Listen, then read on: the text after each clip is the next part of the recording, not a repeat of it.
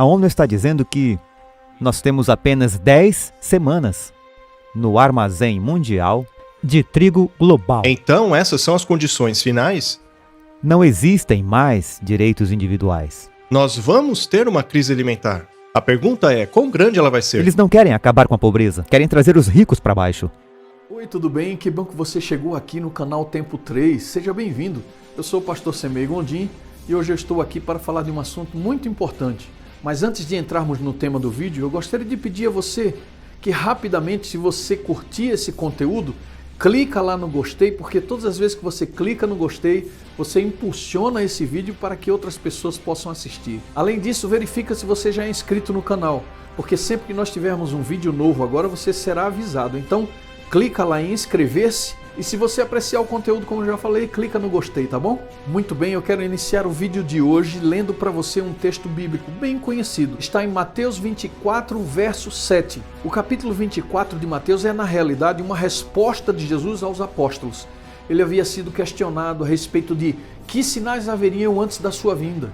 Jesus, então, divide Mateus 24 em duas sessões. A primeira sessão é o princípio das dores, quando começam as coisas a acontecerem, quando a terra parece gemer com dores de parto. E a segunda sessão é quando Jesus fala dos últimos sinais que já antecedem imediatamente a sua vinda. Esse sinal maior registrado por Jesus aqui é a pregação do evangelho ao mundo inteiro. Ele diz que depois disso viria o fim. Mas é importante ficarmos atentos aos sinais que apontam para o princípio das dores, para o que está acontecendo e para o que está por vir. É um chamado de Jesus para o seu povo, dizendo, prepara-te, igreja. Veja então o que está escrito no verso 7 de Mateus 24. Porquanto se levantará nação contra nação, reino contra reino, e haverá fomes e terremotos em vários lugares. Hoje eu não vou ser a pessoa que vai discorrer a respeito desses últimos eventos. Eu estou fazendo apenas uma abertura, uma pequena reflexão para um vídeo que eu acabei vendo recentemente no Terceiro Anjo. Fica atento ao que você vai ver, porque na realidade é uma conversa entre duas pessoas que falam dos últimos eventos a respeito da fome, exatamente a respeito deste sinal referido por Jesus em Mateus 24, verso 7. Na realidade, o Brasil tem vivido uma experiência diferente em comparação com o resto do mundo. É possível que os efeitos disso que eu vou falar agora para você só sejam sentidos de uma forma um pouco mais tardia do que o resto do planeta. Mas fique atento ao vídeo que eu vou apresentar agora para vocês, em parceria com o canal do Terceiro Anjo, porque há uma expressão preocupante entre aquelas pessoas que estudam a respeito do futuro do planeta. Tem se falado recentemente que o mundo tem apenas 10 semanas de provisão regular de alimento. Depois dessa previsão de 10 semanas de alimentação, ainda num processo que parece ser natural, a maioria dos estudiosos estão dizendo que o mundo pode entrar numa crise global sem precedentes que envolverá escassez de alimento e uma provável fome jamais vista. Simplesmente assista o vídeo a seguir e tire as suas próprias conclusões. Mas em resumo, eu gostaria de dizer para você, chegou o momento de orarmos, de clamarmos a Deus em função do preparo para esses últimos acontecimentos. Que Deus nos dê sabedoria e que Ele faça com que a nossa mente esteja aberta para estarmos atentos aos sinais e nos prepararmos enquanto há tempo. Que Deus te abençoe ao assistir esse vídeo. Tem havido muita conversa ultimamente, e é por isso que estamos fazendo o podcast de hoje sobre a escassez de alimentos. E há muita coisa acontecendo globalmente neste momento, que eu acho que as pessoas já notaram. E elas têm muitas perguntas sobre este tópico. Pois é, como essa falta de alimentos se encaixa no cenário profético? Essa questão será analisada no nosso programa hoje. Bem, e agora, recentemente, a gente tem visto muita conversa girando em torno do assunto da fome ou falta de alimento. Acho que esse seria um termo mais moderno. Sendo assim, vamos analisar a questão e ver o que podemos aprender a respeito. O que podemos aprender em relação a essas fomes?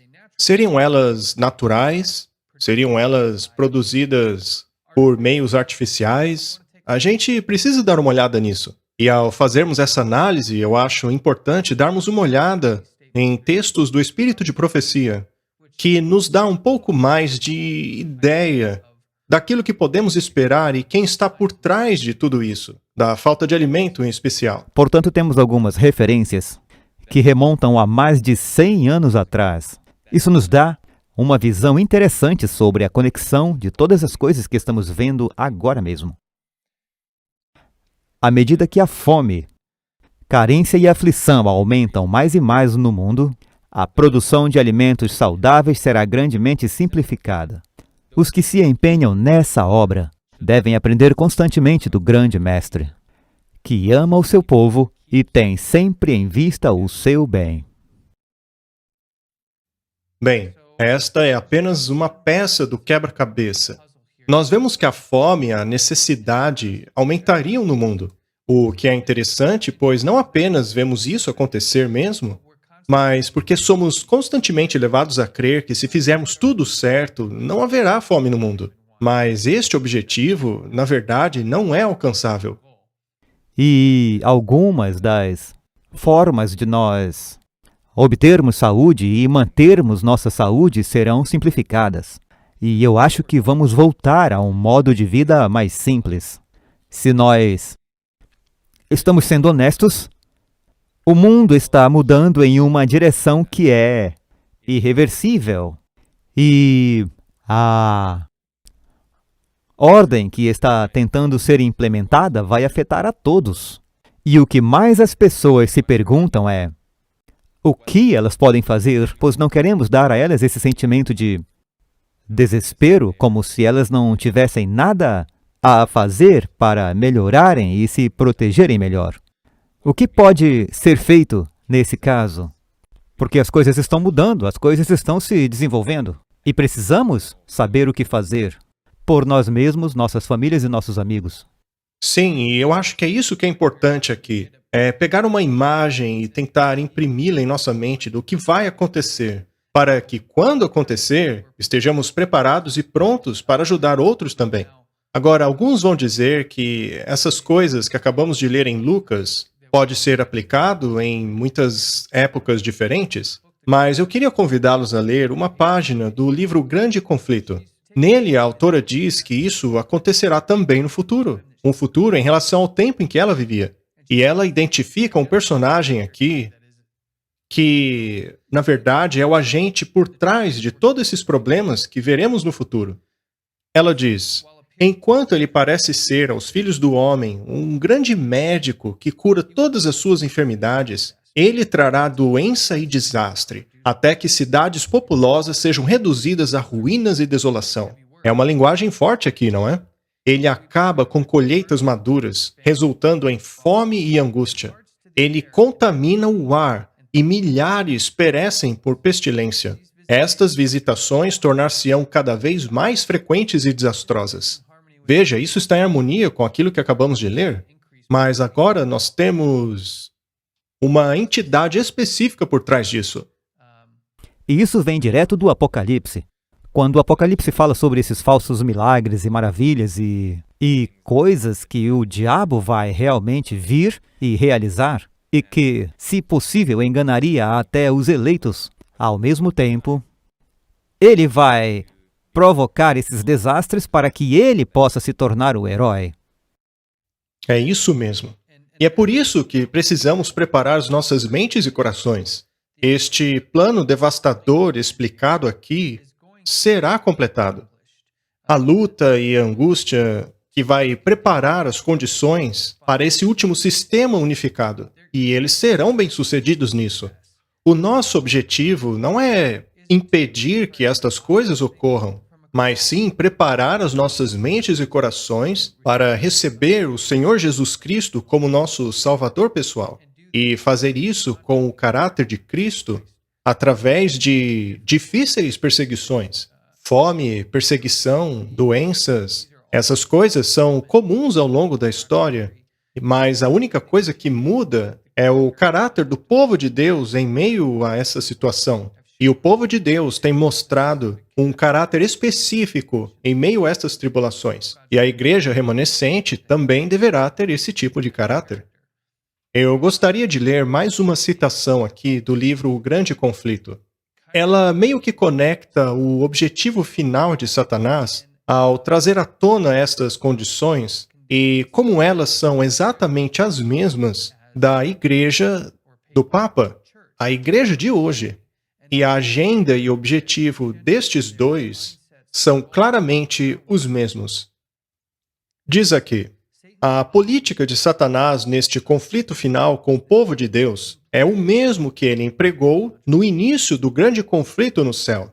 Ele professava estar procurando e promover estabilidade do governo divino, mas secretamente estava fazendo todo o esforço para garantir a usurpação deste. E esta mesma obra que ele então procurou realizar, ele também aplicou nos anjos leais. É a mesma política de engano que marcou a história da Igreja Romana. Ele professava agir como vice-regente do céu, enquanto procurava exaltar a si mesmo acima de Deus e a mudar a sua lei.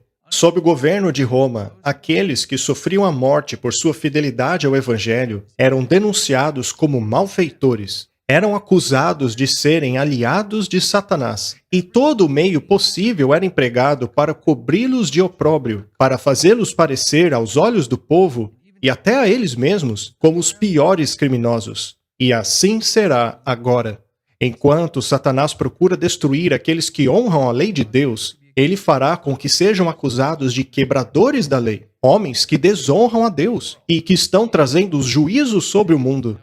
Estamos falando aqui hoje sobre falta de alimento, mas a verdade é que existe um quebra-cabeça muito maior, no qual a falta de alimento é uma ferramenta que vai levar a esta coisa maior, que é um mundo unificado, um sistema único no qual um pequeno grupo de pessoas é perseguido pelaquilo que acreditam. E o que esta citação diz é que isto não somente foi o plano de Satanás desde o início, mas que também foi aplicado ao longo da história pela Igreja Católica e que será aplicado mais uma vez antes do fim do mundo. E o sistema para o qual vemos o mundo caminhando agora mesmo é este sistema que eles vêm planejando há muito tempo. Muito bem, vamos voltar à questão da falta de alimentos e estabelecer qual é a narrativa corrente a respeito disso, pois eventualmente isso vai levar aos conceitos encontrados lá na encíclica Laudato Si, que por sua vez levará a esta agenda papal. Nós estamos hoje na história da Terra caminhando para esta direção. Sendo assim, vamos primeiramente estabelecer quais são as autoridades que no momento estão dizendo que a falta de alimentos será de fato um grande problema. Com relação à escassez de alimentos, sim, nós falamos sobre a escassez de alimentos. E vai acontecer de verdade. O preço das sanções não está sendo imposto apenas à Rússia. Está sendo imposto também a muitos países, incluindo países europeus e o nosso próprio país. E devido a tanto a Rússia quanto a Ucrânia terem sido o celeiro da Europa em termos de trigo, por exemplo, só para dar um exemplo. Mas tivemos uma longa discussão no G7 com ambos os países, os Estados Unidos, que é o terceiro maior produtor mundial de trigo, bem como o Canadá, que também é um grande produtor. Então, diretamente de Biden, ele mesmo diz que estamos falando de escassez de alimentos. Esta é uma preocupação real neste momento. Seja ela criada ou ocorra de forma natural, ela ainda está acontecendo e vai continuar. E isso não está sendo dito apenas pelo Biden, que está usando isso como um pretexto para reunir as pessoas. Ele fez menção do G7, do conflito entre Rússia e Ucrânia, que aconteceu por causa lá da questão da OTAN. Então, veja bem, tudo isso faz parte de um esforço de unificação, quando, é claro, sabemos qual é a verdadeira agenda deles. Isso prepara o caminho para Satanás, quando ele virá se passando como médico do mundo. Então, essas fomes, pestilências, tudo isso são etapas que irão nos levar a esse objetivo final. Vamos ver o que donos de grandes empresas de fertilizantes estão dizendo a respeito. O CEO de uma delas disse: nós vamos ter uma crise de alimentos. A pergunta é o quão grande ela será.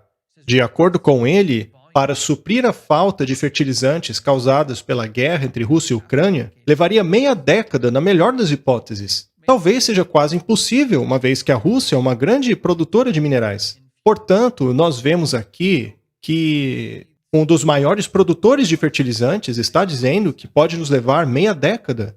E isso tem feito com que governos em todo o mundo passem a colocar mecanismos de controle na sua exportação de alimentos. Diz aqui que a guerra na Ucrânia fez com que governos de todo o mundo passassem a controlar a sua exportação de alimentos. É essencial que criadores de políticas parem esta ameaça, o que torna ainda mais possível uma crise alimentar. E no cerco de Jerusalém, nenhum cristão pereceu porque eles estavam atentos aos avisos. Nós temos avisos, sabemos que a fome está vindo e que há um momento em que não poderemos comprar ou vender, então não precisamos ser ignorantes e temerosos. Desde que estejamos atentos aos avisos e quando virmos estas coisas chegando, faremos o que é dito para fazermos. E é por isso que, quando mais cedo no Apocalipse 13, tem essa besta que parece um cordeiro e que representa a América, porque é a terra da abundância, é a terra das oportunidades, é a terra de todas essas coisas que são os princípios do cordeiro. Mas no final ele diz que falará como um dragão. E este Laudato Si, essa redistribuição da riqueza, e todas essas coisas falam como um dragão. Não há mais nenhum direito do indivíduo. Sim, com certeza ela está começando a falar como dragão. E eu acho fascinante que isto aconteça ao mesmo tempo em que temos a maioria católica na Suprema Corte. É a primeira vez que isto acontece na história dos Estados Unidos. Seria então tudo coincidência? Eu acho que não. Mas, Mackenzie, eu acredito que apresentamos tudo o que tínhamos para hoje. Nós ainda temos muitas coisas interessantes a comentar a respeito dessa questão da Suprema Corte, assim como outras questões também a respeito da separação entre o Estado e a Igreja, que estão em voga nas narrativas dentro dos Estados Unidos. Tem muita gente contrária a essa separação entre a Igreja e o Estado naquele país. Existe muita coisa ainda para conversar. E, como já dissemos, o nosso objetivo é conduzir vocês para as Escrituras. Vão à Bíblia. Olhem o que está acontecendo no mundo hoje. Façam perguntas. E, se vocês não entendem, contacte-nos. Pergunte como que as coisas se encaixam. Pois muitas pessoas vão dizer a vocês que tudo gira em torno do conflito da Rússia contra a Ucrânia, que esses dois países estão tendo um papel muito importante. Mas a verdade é que as profecias nos levam a focarmos nos Estados Unidos e no papado. Portanto, nós queremos direcionar o foco das pessoas para isso, mas principalmente em seu relacionamento pessoal com Jesus Cristo. Não devemos ficar irados ou nervosos, mas mostrar compaixão às pessoas que ainda não ouviram esta mensagem. Devemos focar nossos esforços em desenvolver nosso relacionamento com Deus, a fim de caminharmos como Jesus caminhou, como os apóstolos caminharam no período de dificuldade deles. Então é isso. Muito obrigado, meu amigo. Obrigado por nos assistirem. Deus abençoe e até a próxima.